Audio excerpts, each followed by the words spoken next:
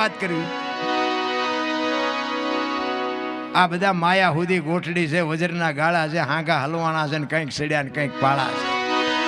એટલે સવારે આમ કહે છે કે મારા સદગુરુ મહારાજ મને ન મળ્યા હોત તો મારી શું દશા થાત. એટલા માટે એના ગુરુની વાત કરે છે. જુગતી કરીને જોવા હાલી મારા સદગુરુ જે બતાવી મને અમરનગર માં યાતમ દેખ્યા હું તો ભૂલી ગઈ હતી દેહનું.